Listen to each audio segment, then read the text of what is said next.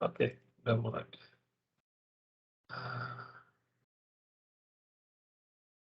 Bentar ya, ini kok charger-nya mati lagi. Oke. Oke, jadi, minggu lalu pertemuan terakhir kita kan, eee, tujuannya ini ya, jadi kalau kita dikasih, suatu model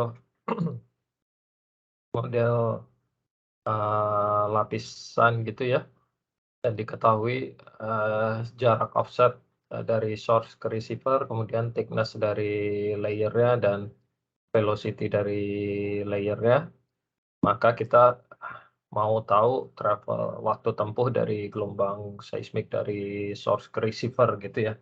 Intinya kita mau menghitung waktu tempuhnya. Nah, untuk mendapatkan waktu tempuhnya terakhir kemarin kan kita perlu, ray parameter ini ya, atau incidence angle ya sebenarnya. Jadi karena 2 ini tidak tahu, kita untuk mendapatkan travel time jadi agak sulit. Nah, caranya gimana? Caranya salah satunya kita bisa coba-coba ya, trial and error. Jadi, sudut datangnya itu atau sudut pantul, jadi kalau dia layer-nya flat gitu ya, eee, horizontal aja kan sudut datangnya sama dengan sudut pantul ya. Nah, kalau dia bentar ya, oke,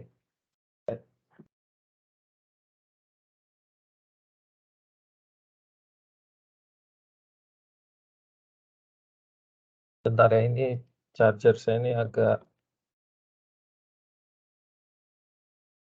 entah agak kendor atau gimana, jadi suka ngecas, suka enggak. Oh, sedikit kan.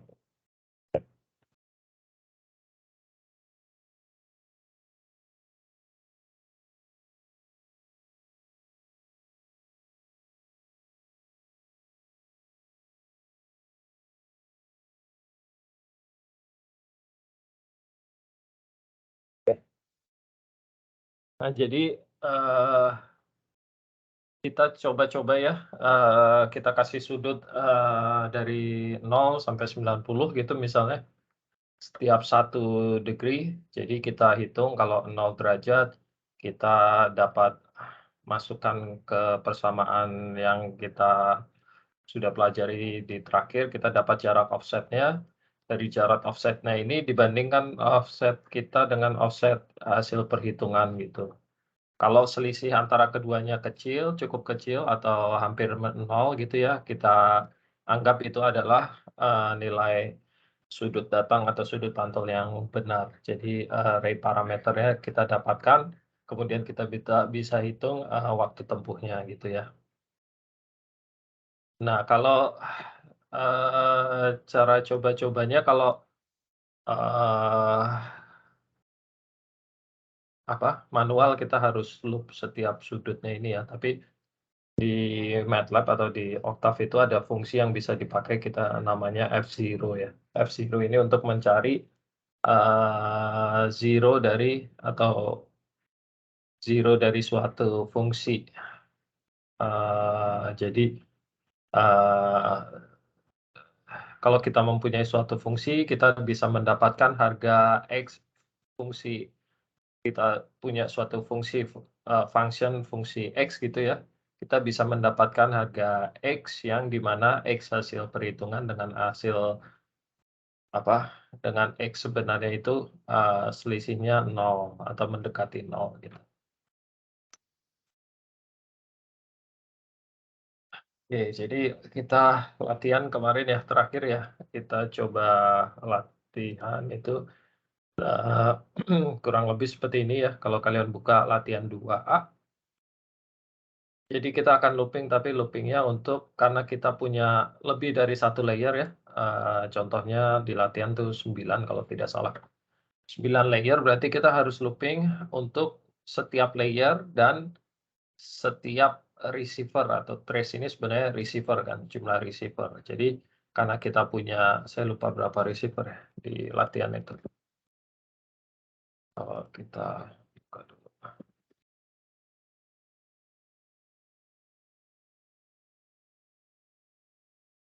Jadi kalau kita buka latihannya yang 2A,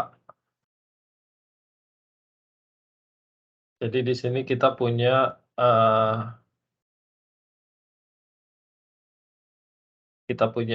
layer, ada berapa lapis, 1, 2, ini harga velocity-nya, jadi masing-masing atau masing-masing apa, baris di velocity matrix-nya ini adalah untuk masing-masing layer. Jadi ini layer 1, layer 2, layer 3, 4, 5, 6, 7, 8, 9 gitu ya.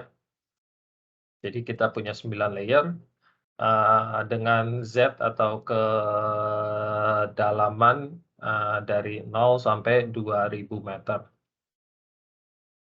Kemudian ketebalan, maka kalau di pesamannya yang kemarin kan kita pakainya ketebalan ya thickness. Jadi masing-masing layer ini kita punya thickness sendiri. Jadi kalau Z itu adalah kedalaman, jadi dihitung dari surface, selalu dari surface. Kalau untuk ketebalan berarti kita adalah diferensial dari, Z atau, eee,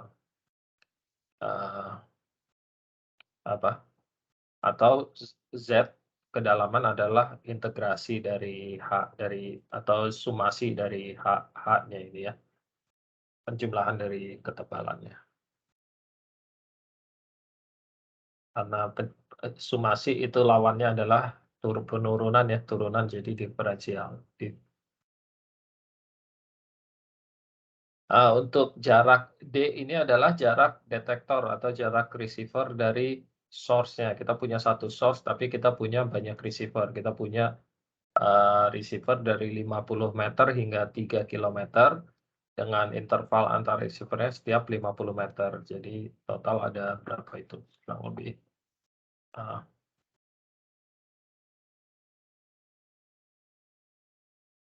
ada banyak lah ya, 3.000 sampai dari 3.000, dari 50 sampai 3.000 setiap 50. Nah, karena kita mau menghitung waktu tempuh dari source-nya kan hanya satu, dari source 1 ke D1, tapi untuk lapisan 1 dulu gitu. Makanya kita loop pakai for loop ini, dari 1 sampai end trace ini adalah jumlahnya D, panjangnya D, ya. Jadi kita hitung dari untuk, detektor yang pertama dulu nih. Kita ambil jaraknya, offset-nya adalah yang tentu aja D yang pertama gitulah ya.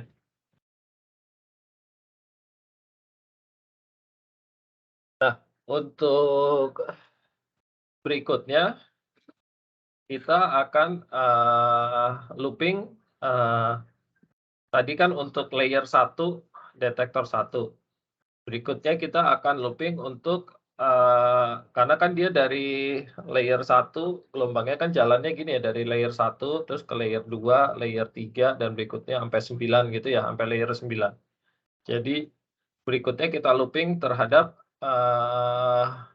masing-masing layer. Jadi dari 1 sampai interface, ini jumlah interface. Jadi, end in adalah, 9 harusnya jumlah interface-nya. Jadi panjang antara H dan P, yang paling minimum ini, sebenarnya length H aja juga bisa, atau length, eee, iya, length H aja juga cukup. Ini biasanya selisih 1 sih, karena thickness-nya yang paling atas kan 0 ya. Jadi, kalau kita punya 9 layer, berarti kita punya 8 interface gitu. Karena yang paling atas kan nggak dihitung ya, 0.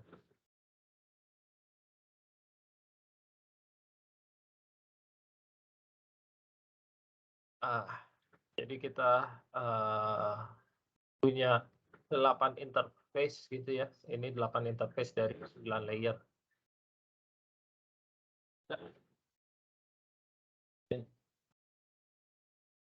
Nah, jadi, Kita mulai dari atau interface yang pertama. Jadi dia kan mantul di interface pertama dulu ya. Ini kan interface yang paling atas 0 ya, jadi nggak dihitung. Jadi kita punya 8 interface. Jadi interface 1, kalau kita punya 9 layer, 9 lapisan, kita punya 8 interface. Karena interface pertama ini yang paling atas kan 0 ya, gitu. Jadi kita punya 8 interface. Dari interface pertama ini kita hitung thickness interface tersebut, yaitu interface yang thickness yang pertama gitu ya. Kita ambil harga velocity-nya, velocity yang pertama berarti, velocity kolom 1 ya. Karena kolom pertama adalah yang berarti yang 3000 ini velocity-nya ya. Kemudian R ini adalah selisih antara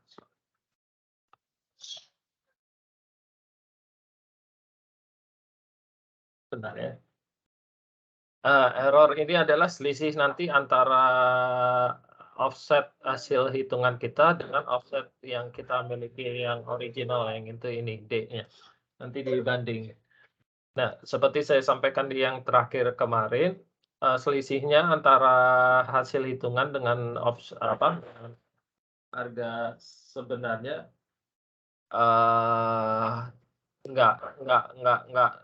nggak nol, karena kalau nol bisa nyampe bisa nyarinya nggak selesai-selesai nanti, karena kan bisa aja sudut pantul atau sudut datangnya itu sama dengan 30, atau 10 bagi 3 misalnya. 10 bagi 3 kan 3,3333333 terus gitu ya. Sampai panjang banget di belakang koma. Sampai nggak berhingga. Nah, kalau seandainya case-nya begitu nanti kan tergantung precision ini juga, dia bisa nggak selesai-selesai ngitungnya. Jadi makanya error-nya ini selisihnya kita kasih angka yang kecil aja, nggak 0 tapi suatu angka yang kecil. Jadi seandainya selisih antara hasil offset hasil perhitungan di sini dengan offset sebenarnya yang di matriks D ini kurang dari sekian, 1 kali 10 pangkat minus 6, maka itu udah dianggap adalah harga offset yang benar gitu.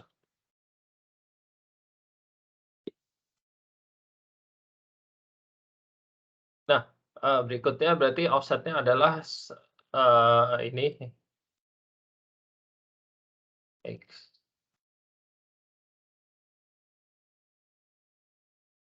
Ya, ini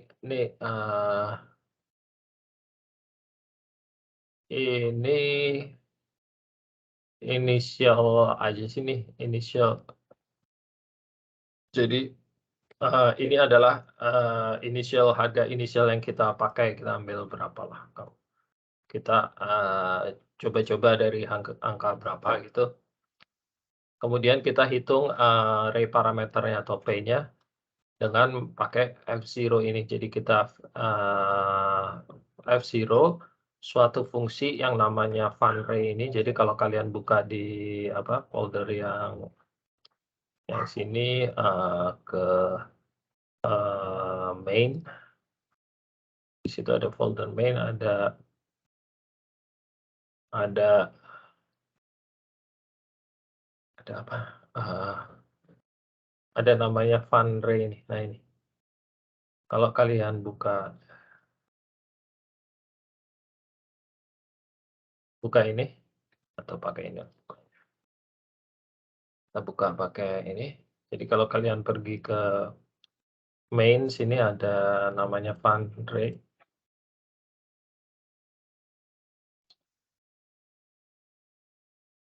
Nah ini sebenarnya dia cuma kita panggil fungsi ini,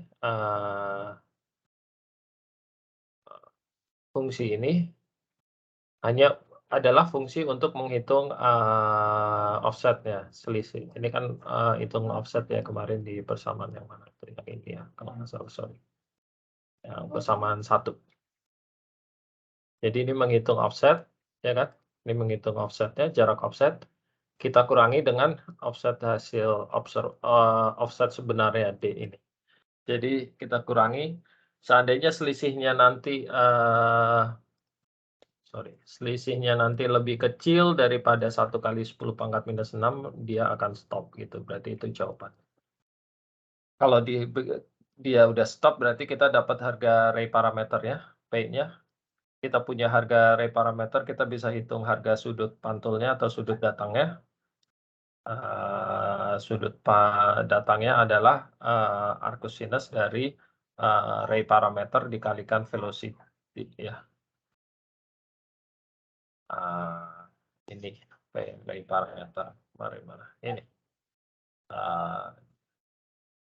sinus ini dibagi velocity, tapi karena kita mencari sudutnya, maka ini sinusnya pangkat minus 1 ya, atau arcus sinus dari P ray parameter dikalikan velocity-nya. Ya, itu. Sampai sini cukup jelas atau terlalu cepat atau ada yang mau ditanyakan? Ini kita Boleh kali Pak, saya sorry Pak, boleh mau tanya Pak? Ya. Ya, masalah yang error tadi Pak, ini karena saya lihat loop-nya kan dia tergantung sama nilai N-in ya Pak ya. Nah itu yang tadi apakah misalnya dia sudah lebih kecil dari IR terus berhenti itu bukannya masuknya kemana ya Pak ya? Ke F0 itu kah mungkin? Atau fund range-nya itu ya? Dia masuknya ke sini.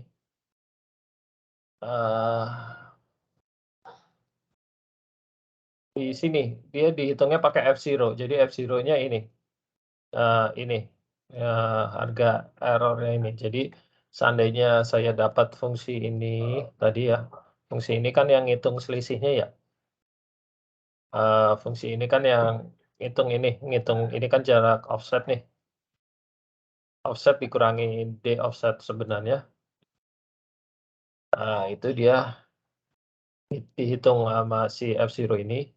Seandainya harganya lebih kecil dari error ini, itu adalah harga yang benar, makanya itu adalah P yang benar, ray parameter yang benar itu yang diambil. Kalau enggak, dia tetap nyari ini sampai zero difference atau zero istilahnya zero of function, univariate function, karena fungsi si fund ray-nya ini perlu parameter inputnya perlu parameter X atau jarak offset yang ini tebakan kita initial, jarak offset tebakan, kemudian offset jarak offset sebenarnya ya, atau D ke J gitu ya, dan harga thickness di interval ini kan thickness di interval ini, dan harga velocity di interval ini gitu. Oke Pak. Oke, Ya. mungkin nanti saya pelajari yang F0 ya mungkin Pak ya. Oke, makasih Pak. Iya, kalau mau tahu bisa diketik aja F0 sini. Nanti. Oke, baik Pak. Nah, ini kali 180 bagi pi karena dalam radian ya, sudut jadi kalau semua sudut seperti Excel gitulah ya. Excel kan juga default-nya dalam radian, jadi ini untuk diubah ke dalam sudut, dalam degree. Jadi ini petanya atau sudut pantulnya nih, kalau nggak kita kali ini dia keluarnya nanti angkanya dalam radian.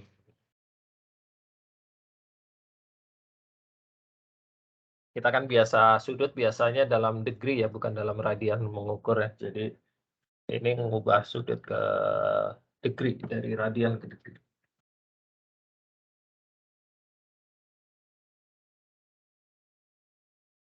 Nah, terus dari sini kita kalau udah dapat sudut datang atau sudut pantulnya ini, sudut datang lah ya, kita sebut sudut datang aja karena memang dia sudut datang. Kebetulan karena layernya flat, sudut datangnya sama dengan sudut pantul kan, kalau dia tipping kan enggak. Jadi kalau kita udah dapat sudut datangnya ini, berarti kita bisa hitung waktu tempuhnya ya. kan kemarin udah ada persamaannya nih yang ini nih, waktu tempuhnya, karena kita udah tahu P atau theta ya. Jadi gitu tahu P sebenarnya sama aja kita tahu sudut datangnya, kita bisa hitung waktu tempuhnya. Jadi kita bisa hitung waktu tempuhnya, eee, apa, 2 kali dari sumasi dari, thickness dibagi velocity akar 1 dikurangi, ray parameter kuadrat gitu ya, dikalikan velocity kuadrat. Jadi kita bisa hitung, waktu tempuh untuk lapisan ke-1 atau interface ke-1, receiver ke-1 gitu kan. Nah, kalau udah selesai untuk interface 1, dia berikutnya ngitung untuk interface di bawahnya, interface kedua. Jadi ini looping-nya dia ke sini lagi, belum ke atas karena kita ada 8 interface ya. Kita punya 8 interface. Jadi berikutnya dia ngitung untuk interface keduanya. Terus looping sampai 8 kali, berarti di sini baru dia loop ke N ke bawahnya ke baris 47, dia di baris 47 dia baru akan loop balik ke baris 32 karena untuk interface-nya udah 8 udah selesai kan ya, berarti dia ke 47 pindah ke detektor yang nomor 2 atau receiver nomor 2. Terus dia ngulang lagi, lakukan lagi hal yang sama begitu sebanyak 8 kali, balik ke sini, ke 47, balik lagi ke 32, ngitung untuk yang detektor ketiga. Begitu seterusnya ya. Jadi nanti secara total untuk waktu tempuhnya atau untuk T-nya kita punya ada 8 baris karena 8 layer ya, 8 interface. Kita punya 8 baris dan, kolom sebanyak, D ini, sebanyak panjangnya D atau sebanyak jumlah receiver ya, gitu, ya. Kalau udah selesai semuanya, kita display aja ini buat informasi kalau udah selesai. Kemudian bisa kita plot. Jadi kita plot, kita hold on ya supaya nggak ketimpa gambarnya. Karena kita akan punya 8 kurva waktu tempuh gitu, karena ada 8 interface. Jadi supaya gambarnya nggak saling nimpa, kita hold, kita pakai hold on, kita plot dari satu interface pertama, kita plot, kurvanya sampai ke interface yang terakhir. Gitu. Sampai sejauh ini cukup jelas atau ada pertanyaan? Nah, itu nanti kita akan dapatkan kurva seperti ini. Jadi kita punya 8 interface, 1, 2, 3, 4, 5, 6, 7, 8 ya, dari 9 layer.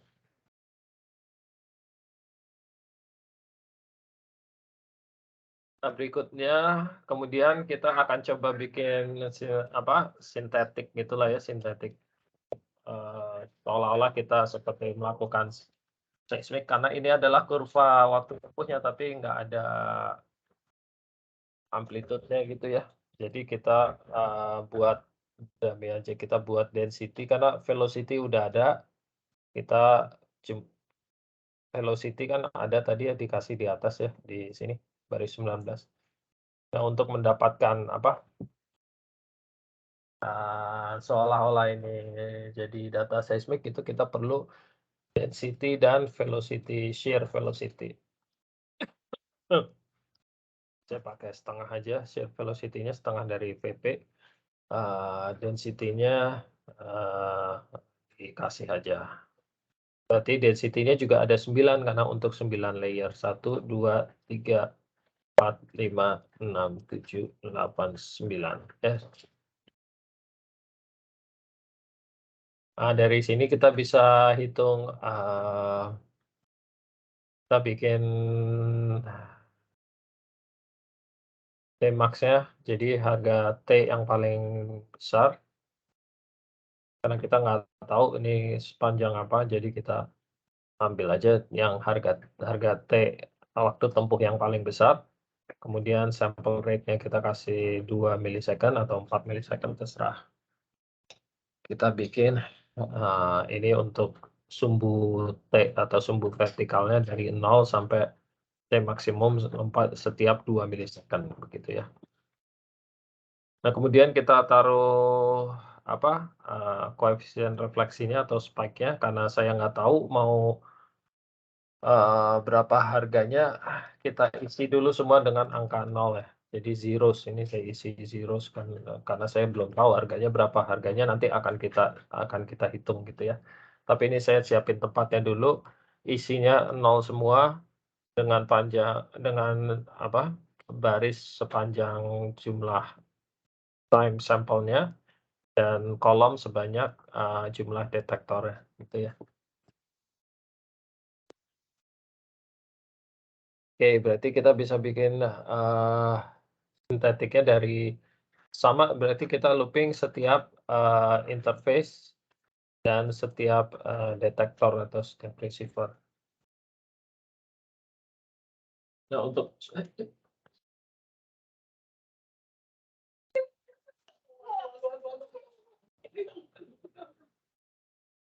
ya Allah, Caca, jangan digunting yang ini ya. Aduh. Sorry, sebentar ada gangguan nih.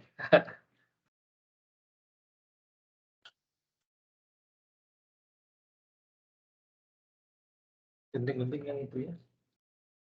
Yang ini mah buku papa aja.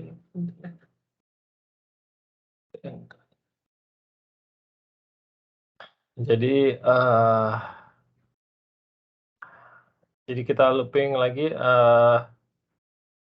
kita taruh spike-nya sekarang di indeks ini adalah indeks untuk mencari spike-nya nih. Baru kita taruh reflectivity-nya di tempatnya si spike-nya ini. Jadi reflectivity-nya bisa kita hitung pakai persamaan apa ya, Subritz itu biasanya. Jadi ini ada dari toolbox-nya Cruise kasih fungsi Subritz untuk menghitung koefisien refleksi. Kemudian koefisien refleksinya ini kita ambil harga realnya aja, imajiner dulu. Kemudian kita taruh di posisi spike-nya sesuai dengan apa yang angka 0 tadi. Yang isinya tadinya 0 semua, sekarang di lokasi di mana dia ada kurvanya ini akan kita ganti dengan harga reflectivity yang kita hitung. Kemudian kita bikin wavelet ini dengan wavelet trigger aja ya. 30 Hz, kemudian kita konvolusi pakai ini. Ya, kemudian diplot. Gitu aja, kita coba di run aja, nanti dia akan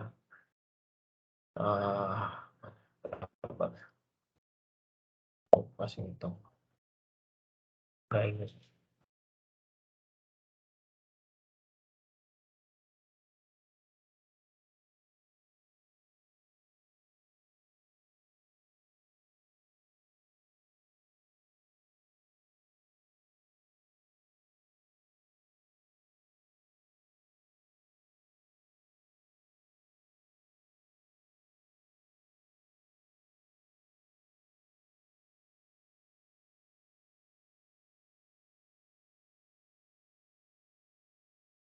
Ya, jadi ini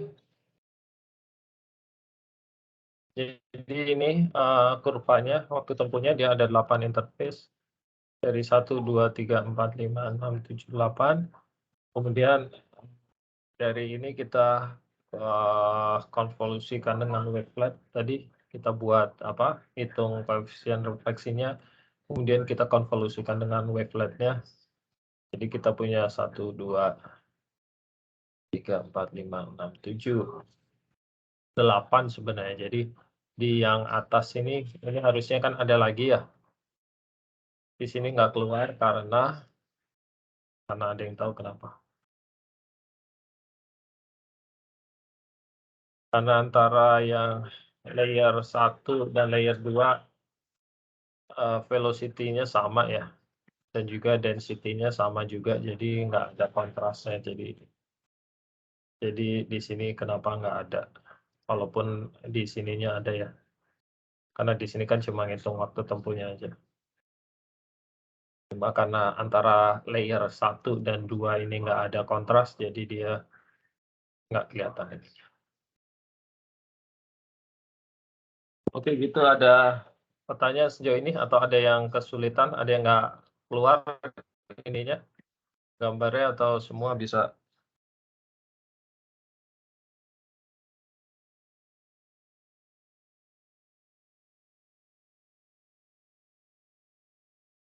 Bisa keluar semua?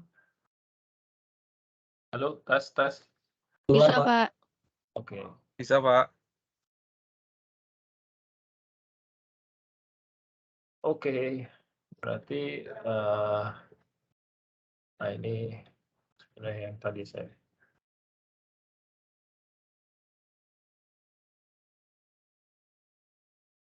Nah ini ada, sebenarnya di Cruise sudah ada ya, udah dibikin sama, mereka untuk, ray tracing. Jadi, ini namanya istilahnya ray tracing ya. Jadi kita menelusuri sinar dari sumber ke receiver gitu. Jadi ray tracing namanya. Nah, kalau di punya Cruise ini dia udah bikinkan dalam jadi toolbox gitu ya. Fungsinya namanya trace ray PP. PP ini kalau kita gelombang P, sumbernya gelombang P dan ditangkap juga sebagai gelombang P. Jadi tidak ada mode conversion gitu ya. Nah, kalau PS ini untuk gelombang P, sumbernya gelombang P, tapi dia terkonversikan menjadi gelombang S atau gelombang shear.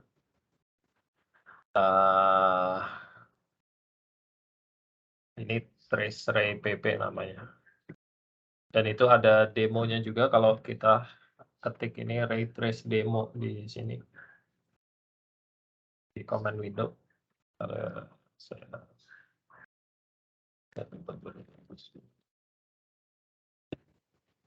Jadi kalau di command ini saya ketik ray trace demo, ini adalah demonya dari si Cruise itu, ray tracing-nya. Ray tracing demo. Dia ngasih pilihan nanti, STR tuh, oh,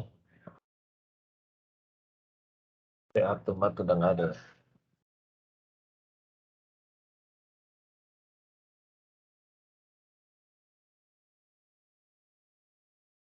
Kayaknya dulu bisa, sekarang kayaknya ada fungsinya yang dihilangkan. STR tuh bentar. Kita cari dulu ya. STR.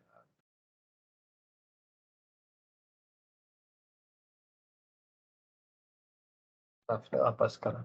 STR tuh.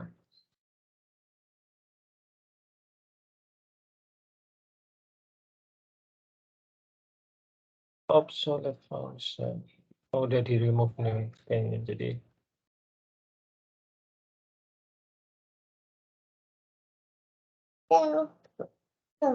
kita harus cari replacementnya kan. STR teman.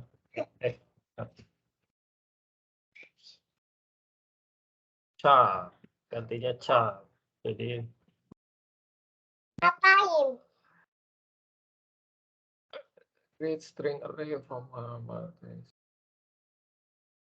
Ngapain? Ngapain? Ngapain? Ya,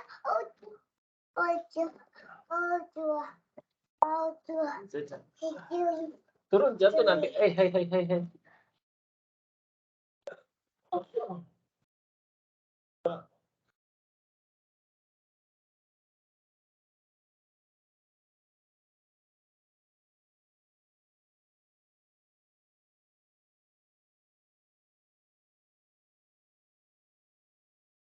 Oke, nah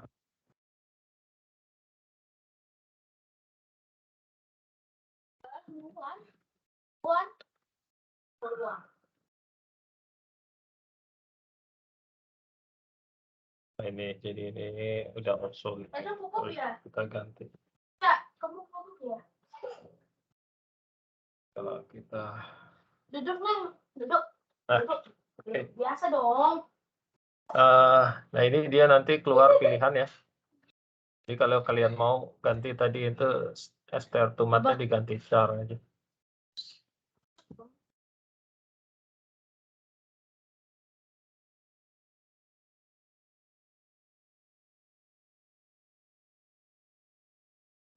Itu nanti keluar pilihan ini ya. Kalian PPS mau pilihan apa misalnya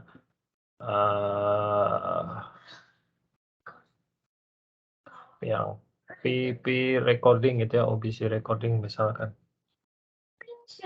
Satu, saya pilih nomor 1. Ini dia keluar. Nah, jadi ini contohnya.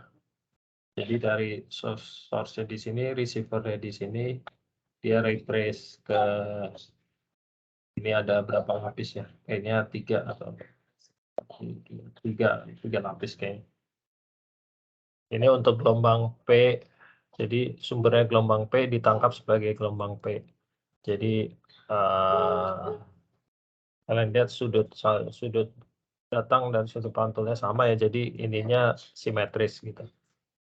Untuk yang ini adalah untuk gelombang PS, jadi sumbernya gelombang P, tapi begitu dipantulkan dia sebagai gelombang S.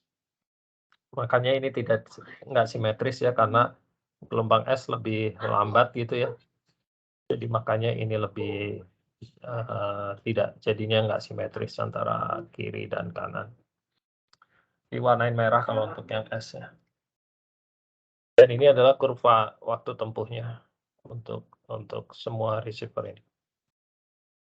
Jadi ini sama seperti yang kita lakukan, cuma dia dikasih gambar dikasih display ininya.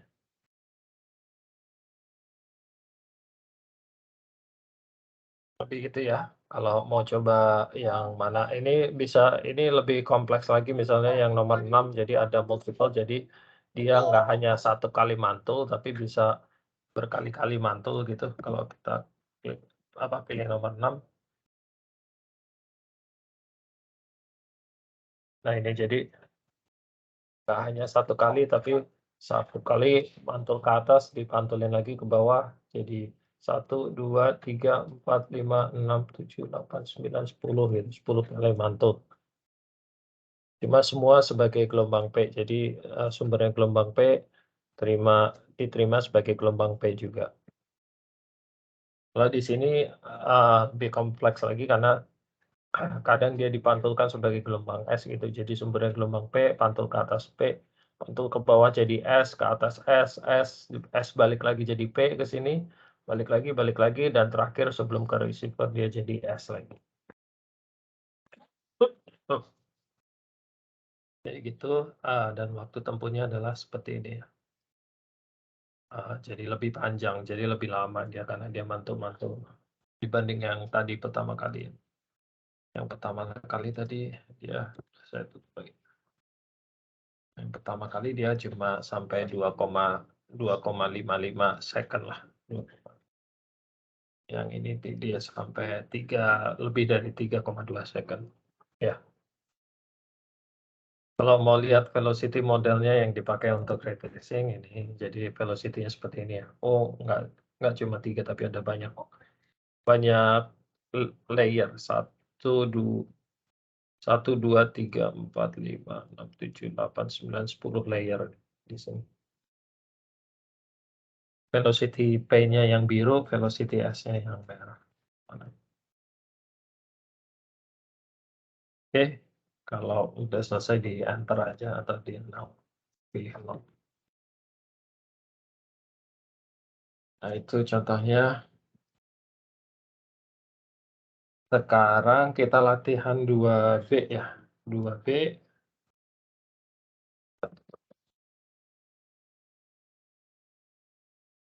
Ada yang mau ditanyakan sejauh ini atau?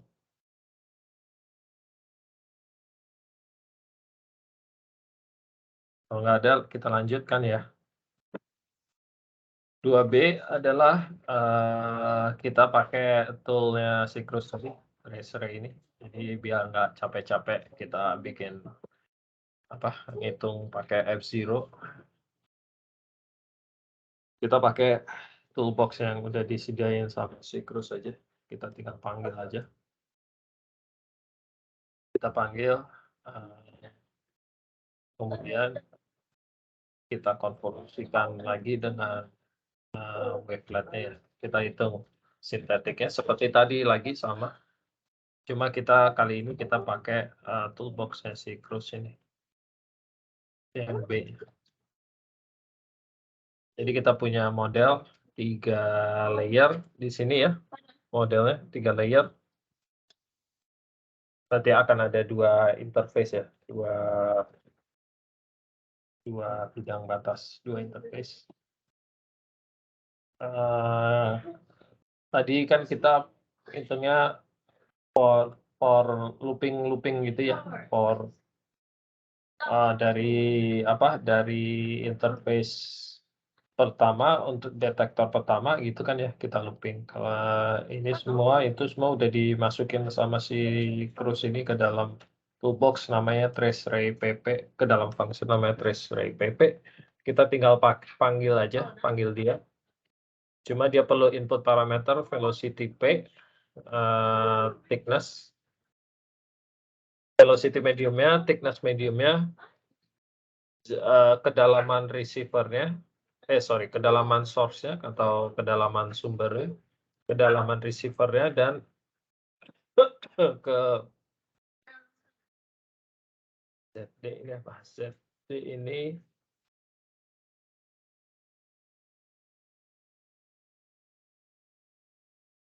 saya lupa apa ya ZD.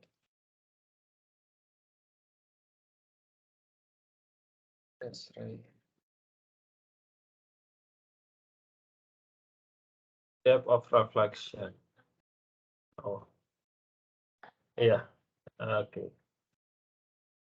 Mana tadi? Depth of reflektornya di sini berarti 500 ya, karena dari 0 sampai 500 ya. Pertama 500, ini depth dari reflektornya di 500 kedalamannya. Kemudian jarak offset atau jarak detektornya, ini adalah argumen-argumennya, saya bisa dibaca di sini. Argumennya ini. Kalau kalian nggak kasih, dia kasih harga defaultnya si Cruise-nya ini. Jadi, ini argumen-argumennya itu yang ini nih, mulai dari capture radius sampai warnanya, color ya. Jadi kalau kalian nggak kasih untuk yang ini, karena ada di assign default, harga default, kalau kita nggak kasih harganya, parameternya, dia ambil harga defaultnya. Cuma untuk yang ini capture radius sama fan ini, jadi vector of ray parameters to use for initial fan of rays. Oh, ini ada defaultnya juga. By default, routine generates fan using straight ray. Ini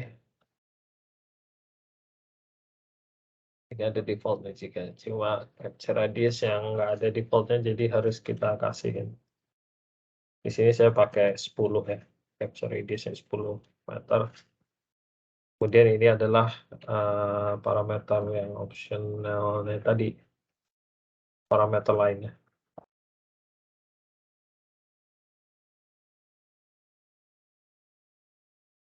Ini sama, jadi ini semua adalah yang kita lakukan di sebelumnya ini, yang di 2A dari baris ke mana? Dari baris ini, dari baris 28 sampai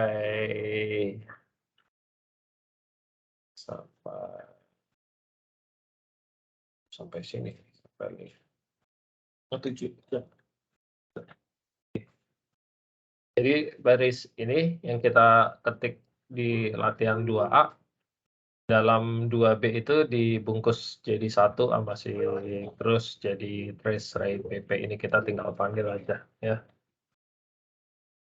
Kemudian kita plot, kalau sudah kita plot pakai line dan ini dan plot ini.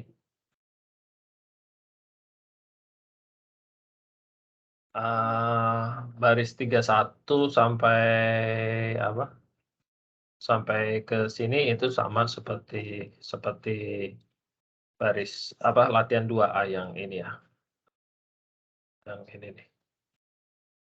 Itu sama. Prosesnya sama. Nah, kemudian kalau udah dapat seismiknya tadi yang seperti di gambar ini, seismiknya seperti ini, kita bisa apa? Ini saya hitung ininya apa? Spektrum FK-nya atau kita hitung spektrum FK-nya atau 2D Fourier transform-nya untuk melihat frekuensi dan wave number. Ya. Kalau itu kita coba run aja. Nah, ini. Jadi seperti ini. Jadi kita pakai toolbox yang trace ray tadi, trace ray PP. Ini adalah waktu tempuhnya. Dan ini adalah sintetiknya kalau dari konfigurasi seperti ini. Karena dia hanya ada satu layer. Dia ada 2 layer sebenarnya, tapi satu reflektor gitu ya, satu interface. Kan 2 layer ini sama yang ini. Jadi ada satu interface saja, jadi ada satu kurva aja. Dan spektrum FK-nya adalah seperti ini ya. Jadi kita lihat kalau kita gedekan ini kan makin ke jarak ke jauh dia makin kelihatan patah-patah gitu ya, stepping kayak anak tangga ini ya, kelihatan ya. Di sini kan enggak, kalau di yang offset dekat karena dipping-nya belum begitu besar. Begitu dipping-nya makin besar, dia makin kelihatan patah-patah karena ini teraliaskan gitu ya. Secara spasial, secara wave number. Jadi kalau kita lihat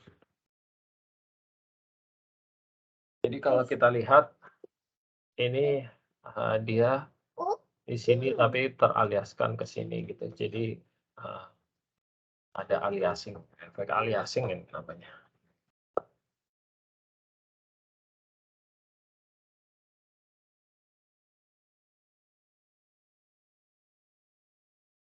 Ya, ada pertanyaan? Kita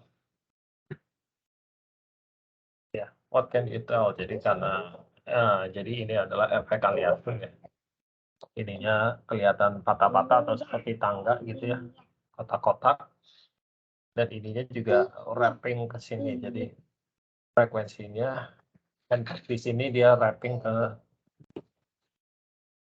itu.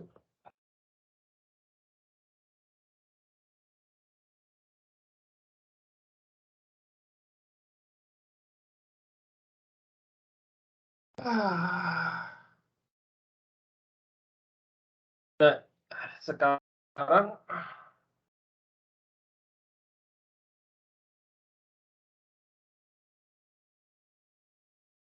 itu tadi latihan 2AB itu seandainya kita punya medium yang berlapis gitu ya. Jadi kontras antara lapisan 1 dan 2 itu cukup jelas gitu ya. Nah, sekarang gimana seandainya kita punya mediumnya lapisannya tipis-tipis sekali, jadi seolah-olah dia itu velocity-nya gradually berubah sesuai kedalaman. Jadi fungsi velocity-nya fungsi kedalaman gitu ya. Jadi kalau kita punya velocity fungsi kedalaman seperti ini, jadi initial velocity ditambah C kali Z, di mana C-nya adalah konstanta gitu ya, atau fungsi dari Z, C-nya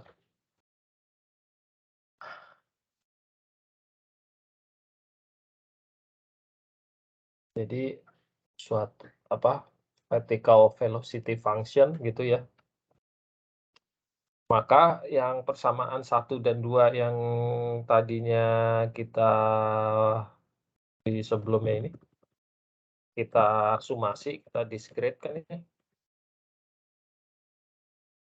Ini persamaan. Nah, ini kan sumasi, ini kan turunan gitu ya. DZ kan berarti discrete ya. Maksudnya ini kan sumasi nih. Karena ini kan kayak gini kan sumasi. Kebalikannya kan berarti diferensial tadi turunan. Nah,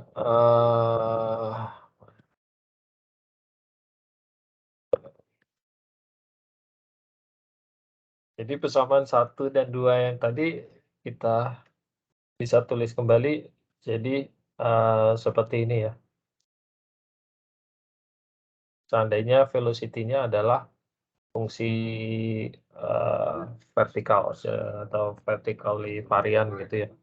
V0 tambah CZ. Jadi V-nya kita ganti V0 ditambah CZ.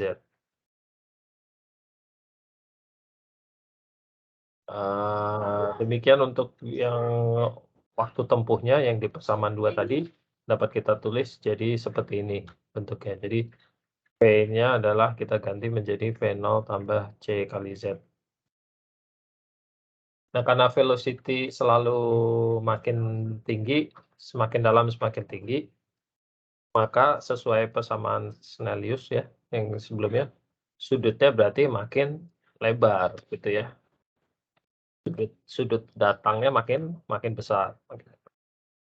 Nah, ada suatu saat di mana sudut datangnya itu akan menjadi flattens out, mendatar dan akhirnya dia berbalik malah. Nah, itu terjadi jika sudutnya kan 90 ya. Jadi jika sudut datangnya 90 maka akan terjadi sudut pantulnya itu sudut datangnya berbalik jadi sudut pantul. Nah, depth point atau kedalaman di mana sudut datangnya ini menjadi sudut pantul itu bisa dihitung dengan cara Z max adalah 1 dikurang dari ini. Jadi kalau kita masukkan Z, kita masukkan arcus sinus ini jadi 90. Jadi ini karena pakai P ya, kalau pakai sudut datang itu kita ganti jadi 90 derajat, maka kita dapatkan 1 dikurangi P kali V0 dibagi PC. Berarti yang ini, sorry. Yang ini adalah tinggal ini, karena ini jadi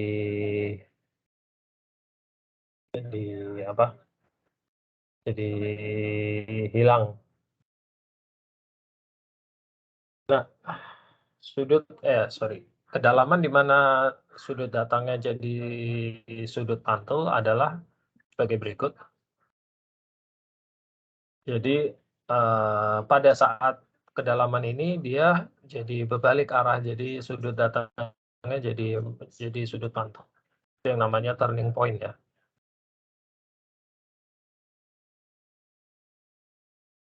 Nah, untuk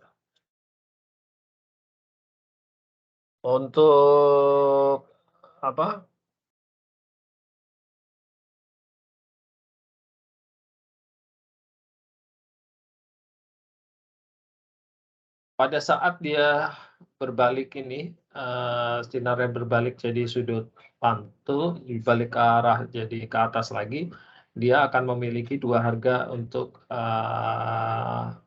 dua harga X untuk masing-masing posisi Z ya. Karena tadinya X-nya ke bawah, posisinya sinar yang jalan ke bawah gitu. Setelah mantul kan dia di posisi Z yang sama dia ada X yang untuk arah ke atas juga ya. Jadinya dia punya 2 harga X untuk tiap-tiap kedalaman. Cuma Z-nya hanya satu value ya. Jadi kita bisa hitung Z atau kedalamannya dengan persamaan berikut. Ini latihannya saya ambil dari bukunya ini nih. Kalian bisa download juga nih bukunya kalau mau baca-baca. Latihan 2C-nya. Jadi latihan 2C nanti outputnya begini. Jadi kalau ini vertical function gitu ya velocity-nya. Jadi semakin dalam dia kan sudut datangnya makin besar ya. Hingga suatu saat nanti di posisi Z tertentu, posisi kedalaman tertentu dia jadi flatten out terus dia berubah jadi sudut pantul gitu. Jadi dia bergerak ke atas, balik ke atas. Nah, pada saat posisi ini yang dinamakan turning point itu tadi ya, bisa dihitung depth-nya ini berapa. Depth-nya dia berbalik arah. Sama tadi. Jadi kalau ini kita jadi tahu kalau target kedalaman kita cukup dalam, maka kita perlu jarak offset receiver, source receiver yang cukup jauh karena semakin dekat jaraknya dia nggak bisa penetrate terlalu jauh karena ya itu tadi dia nggak bisa penetrate terlalu dalam karena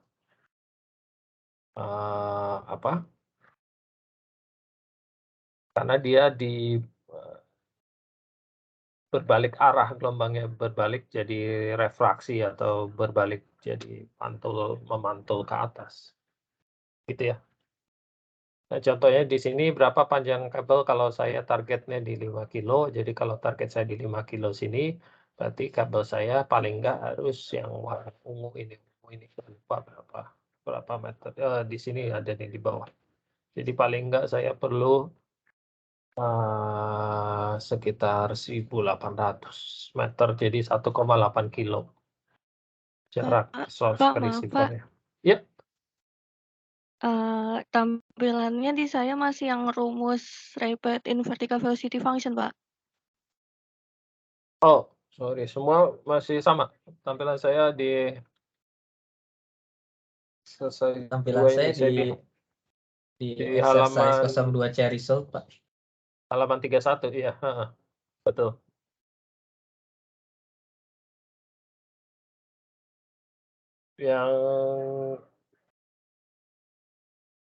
Yang masih belum berubah, mungkin bisa coba atau saya coba unshare lagi ya. Oke, sekarang sudah, Pak. Udah berubah. Oke. Ya. Oke, jadi itu latihan 2C.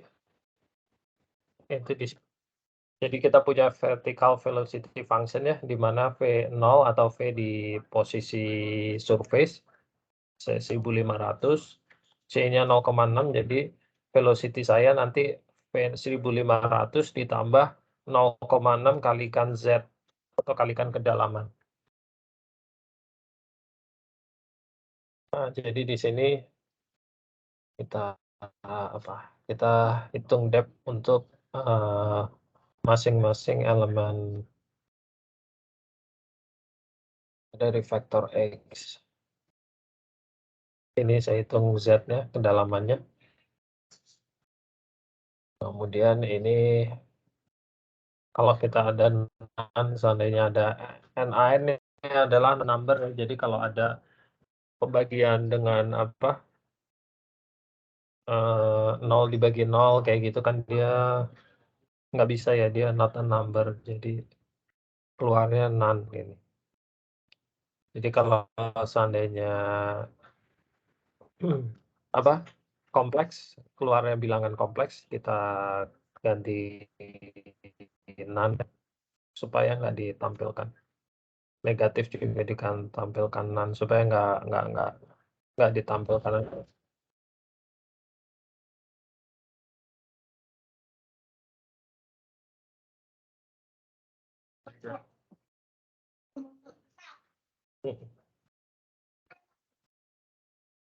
Iya.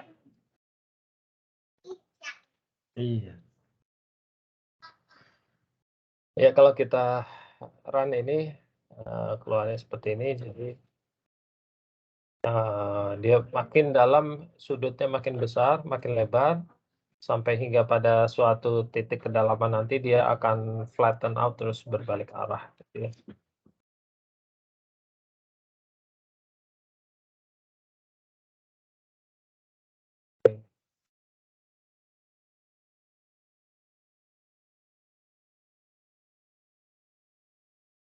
Dan sekarang seandainya saya punya velocity, tapi tidak hanya fungsi kedalaman, tapi juga fungsi lateral. Jadi velocity saya selain berubah ke arah vertikal, ke arah lateral juga berubah gitu.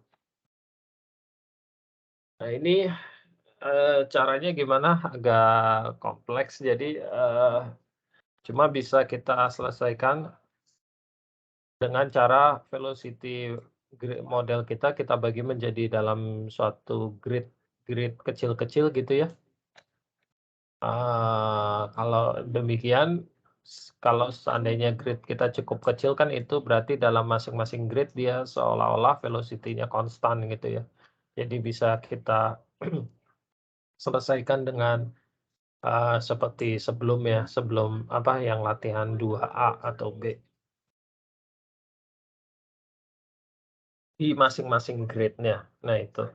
Jadi ini yang dipakai. Cara lain adalah dengan membuat geometri dari masing-masing lapisannya, kemudian kita define velocity untuk masing-masing lapisan. Ya. Yang ambil di bawah, jadikan saya. Saya ambil itu. Sebentar ya, 5 menit. Apa? 10 menit lagi. Ya.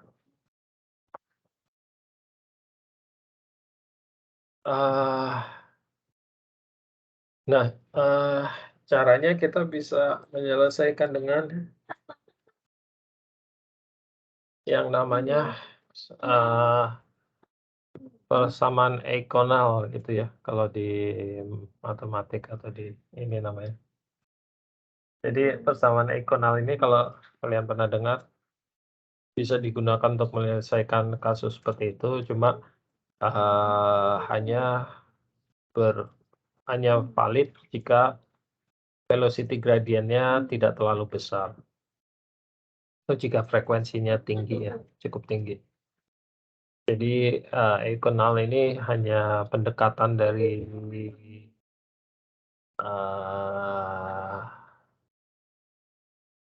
simplifikasi gitulah ya, karena kalau sebenarnya harus diselesaikan dengan persamaan global, tapi bisa didekati dengan eikonal ini, tapi eikonal ini hanya berlaku kalau gradient velocity-nya tidak terlalu besar ataupun frekuensi kita cukup tinggi gitu ya.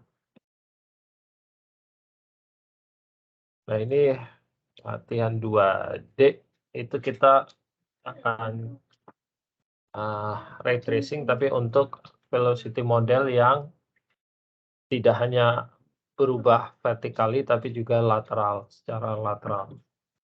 Jadi velocity modelnya seperti ini nih. Jadi selain kita berubah ke arah vertikal, kedalaman, ke arah lateral juga berubah. Dan ini di tengah-tengah ada suatu model geologi yang kontras banget gitu ya. Bentuknya juga bentuk aneh. Ini ambil model salt model gitulah ya, yang banyak di Gulf of Mexico gitu. Kalau kita punya salt biasanya karena dia plastis gitu ya, jadi kalau terkena efek tektonik maupun nggak perlu tektonik yang kencang, tapi Kalau ada efek burial atau pembebanan, dia juga akan mudah berubah bentuknya gitu. Jadi makanya kadang bentuknya bentuknya suka aneh-aneh gitu ya kalau kita punya salt, karena dia plastis sifatnya, jadi mudah berubah bentuknya, gampang. Bentuknya mudah berubah. Jadi ini contohnya untuk model seperti itu. Dan velocity-nya tinggi biasanya. Nah, karena modelnya cukup kompleks ya, jadi kita coba menyelesaikan ray tracing. Jadi kalau dari awal kita berangkat dari pertemuan terakhir, kita berangkat dari constant velocity, sekarang kemudian kita sudah makin meningkat modelnya berlapis-lapis gitu ya, berlapis-lapis, lebih dari satu lapisan. Terus tadi terakhir kita modelnya bukan lapisan tapi velocity function berubah secara vertikal. Sekarang selain berubah vertikal juga berubah ke arah lateral. Jadi velocity model seperti ini yang kita coba lakukan ray tracing. Kita akan pakai toolbox-nya dari Cruise ini, jadi sudah disediakan oleh Cruise ini. Namanya ini Shoot Ray.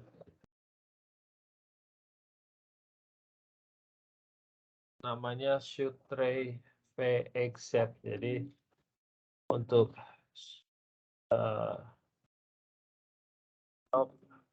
Shoot Ray V ini untuk velocity ya, velocity model. XZ, jadi velocity model fungsi X dan fungsi Z, jadi berubah ke arah X, berubah ke arah lateral, dan juga berubah ke arah Z atau ke arah vertikal. Cara pemakaiannya bisa di sini. Ray tracing in V function of X and Z model gitu ya, with nearest neighbor interpolation. Jadi ini ray tracer untuk 2D gridded velocity model. Jadi karena 2D gridded, jadi asumsinya dalam masing-masing grid dia velocity-nya konstan, jadi di trace di dalam masing-masing grid.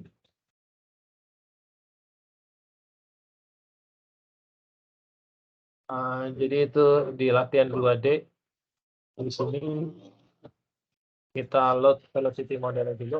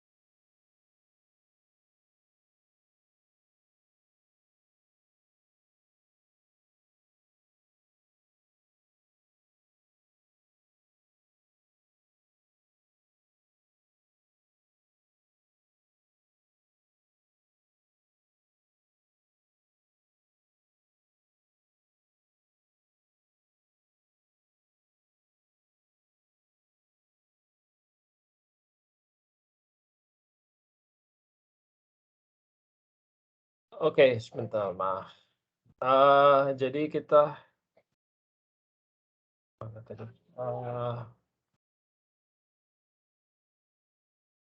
kita load velocity modelnya ya.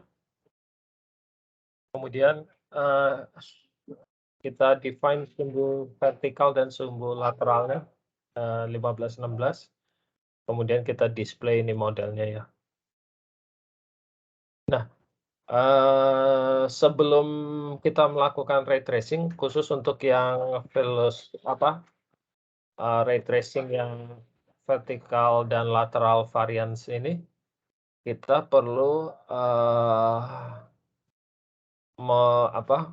memasukkan velocity model kita ke dalam memori gitu. Jadi perlu dimasukkan dulu ke dalam memori pakai array file mode ini. Jadi, kita masukkan modelnya ke dalam sini, workspace ini, ke dalam workspace. Kita load ke dalam workspace file modelnya dan grid size-nya, karena nantinya dia akan di-grid, untuk ray tracing-nya dia akan di velocity model ini akan di-grid kotak-kotak kecil-kecil gitu ya, dan ray tracing-nya nanti di masing-masing kotak itu, akan dilakukan ray tracing seolah-olah constant velocity gitu, seolah-olah di masing-masing grid. Sorry. Jadi kalau saya punya velocity model saya gini ya, seperti ini. Ini nanti saya bagi ke dalam grid.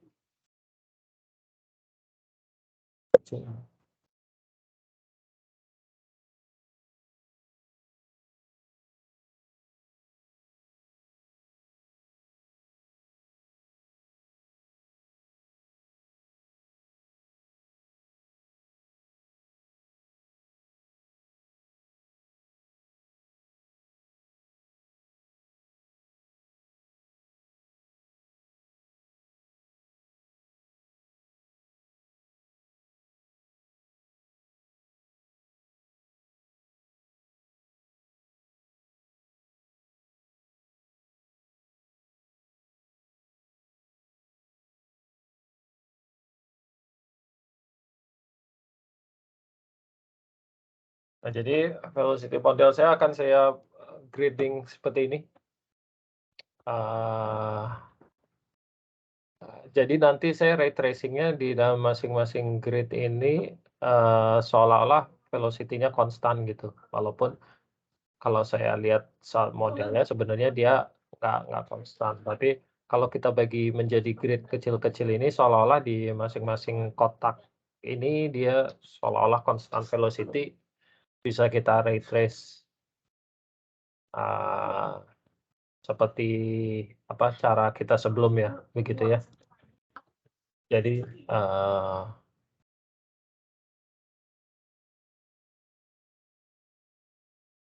seandainya dari sini, ini mananya ini? Misalkan dari sini ke sini seperti ini ya, karena ini constant velocity gitu kan.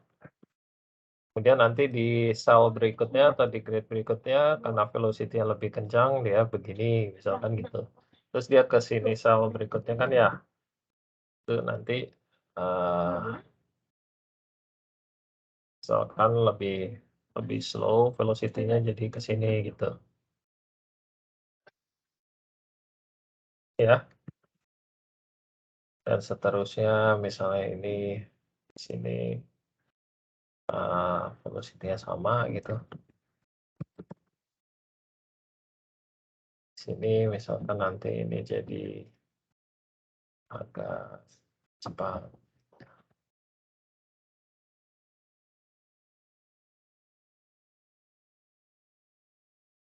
Jadi berikutnya di sini misalkan agak cepat, lebih cepat.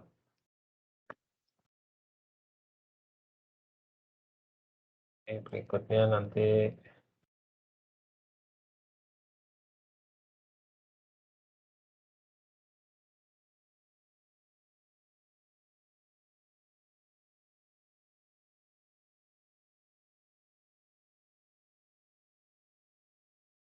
apa terus di sini misalkan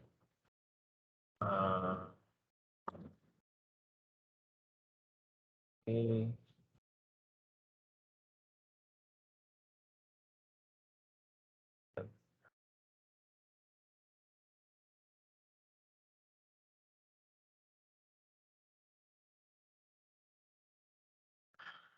Itu ya hingga akhirnya nanti sampai ke apa? Sampai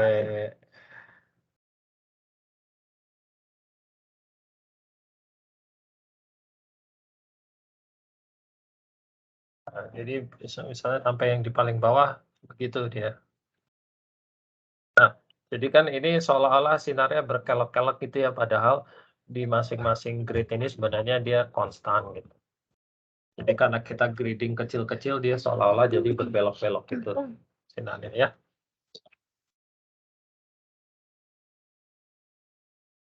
Jadi setelah kita masukkan ke dalam workspace modelnya dengan grid ukuran DX, maka kita bisa lakukan ray tracing nih pakai Shoot Ray VXZ. R0 adalah take off angle atau sudut atau sudut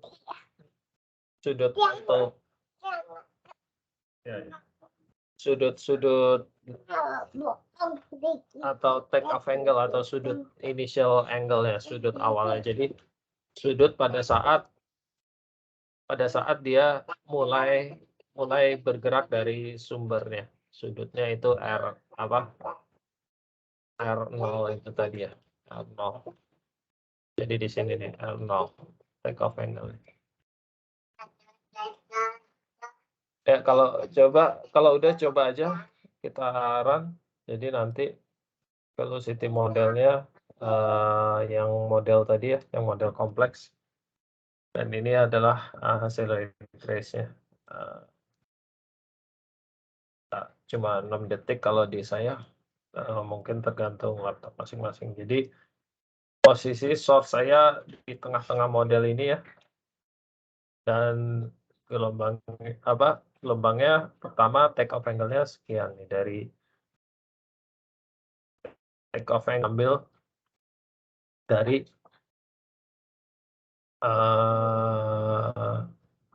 mana? Saya shoot-nya mulai dari minus 80 degree sampai 80 degree setiap 2,5 degree. Jadi ke sini minus 80 berarti itu ke arah kiri ya. Jadi ini minus 80, yang paling kanan ini 80 degree. Jadi dia shoot-nya ke kiri dan kanan. Kalau saya hanya mulai dari 0 degree sampai 80 degree, berarti nanti tidak ada sinar yang bergerak ke arah kiri sini, semuanya ke kanan gitu ya. Dan dari 0 berarti dia tegak lurus ke bawah ini. Itu kalau saya mulai dari 0. Saya run.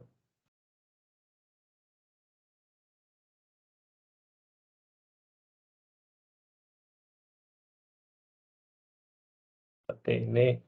Nah ini dia, sorry. Nah ini.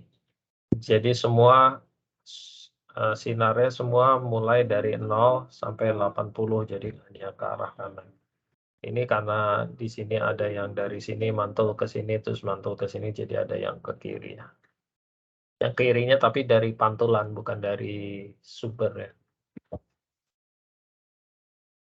Sebaliknya kalau saya mulai dari minus 80 sampai ke 0 gitu ya, angle-nya, take off angle-nya berarti nanti hanya akan ada di sebelah kiri. Nah ini, seperti demikian. Jadi semuanya ke sebelah kiri, nggak ada yang ke sebelah kanan.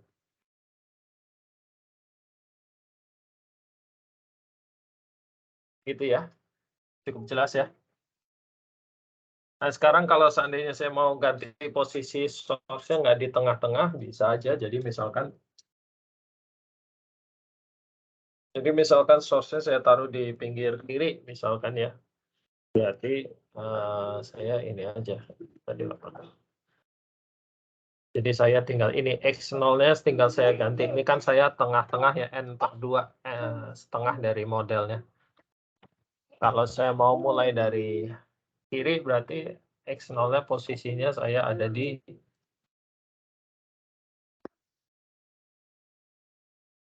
posisi 0 ya di kiri. Jadi 0 kali 0 kali dx kan 0 ya berarti ya. Atau n-nya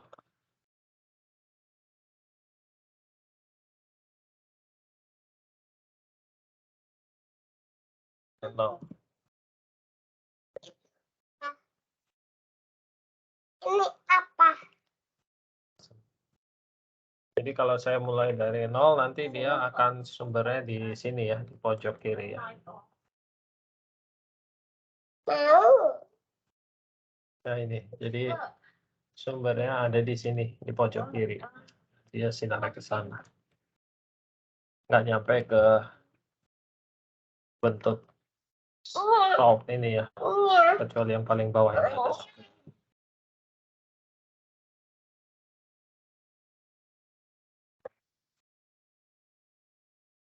Kalau saya ganti pindah ke paling kanan berarti saya nggak perlu bagi 2 n. Ini jadi pindah ke sumber yang di paling kanan.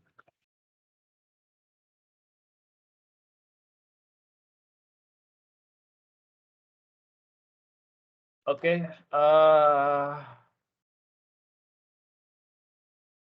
Izin bertanya Pak Befriko. ya selamat. Pak, kalau yang kita lihat kan itu di objek yang warna jadinya dibuat warna hitam itu, dia kan kelihatan ada apa? Karena dia objek yang sama, jadi velocity-nya sama tuh tiap lewat ke objek yang berwarna hitam itu. Nah, tapi pertanyaan saya kalau sesar-sesarnya itu yang ada di situ Pak, itu dimasukkannya gimana caranya Pak ke dalam modelnya? Kayak sesar yang ini. Iya betul sesar-sesarnya.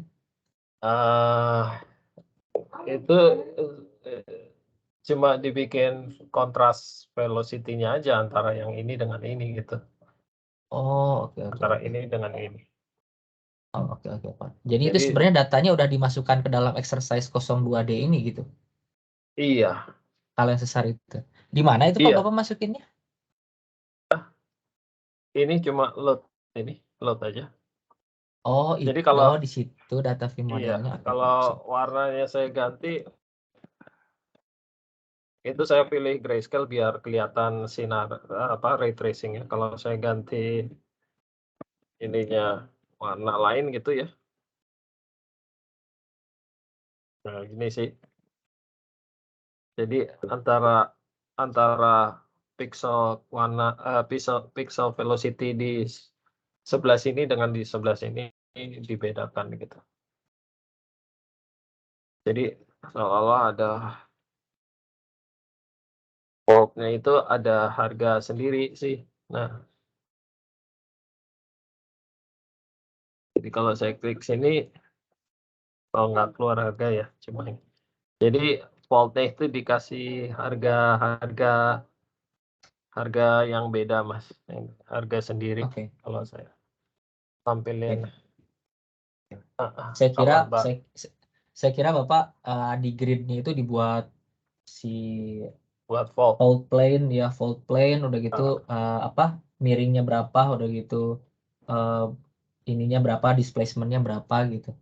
Enggak, dia udah ada di velocity model ya. Jadi velocity modelnya udah ada faultnya dikasih harga. Oh, oke. Terima kasih Pak Befriko.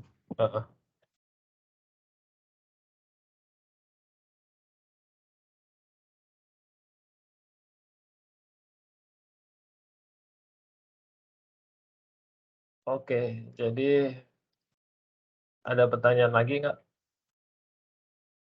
Kalau enggak, mungkin kita ujiannya nanti hari Jumat sampai sini aja ya, berarti ya materinya. Terus biasanya saya ada contoh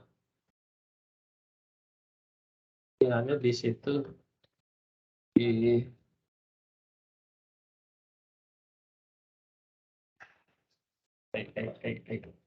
di drive.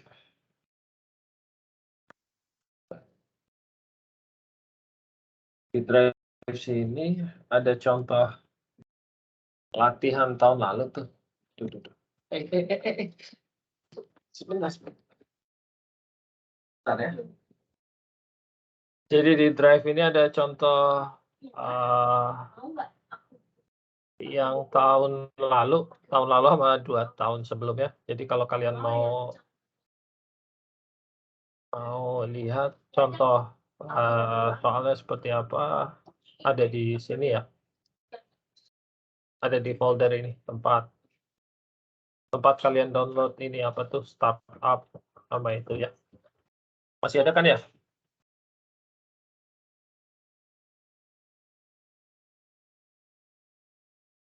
Masih ada kan link ininya? Link foldernya.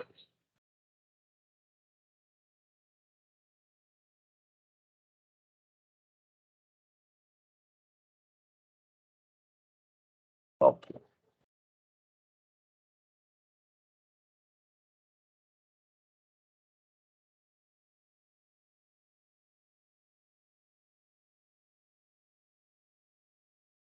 Situ ya, saya kasih di chat ya, link foldernya. Kalian bisa lihat contoh-contoh soal tahun lalu atau tahun sebelumnya. Kurang lebih sama seperti itulah.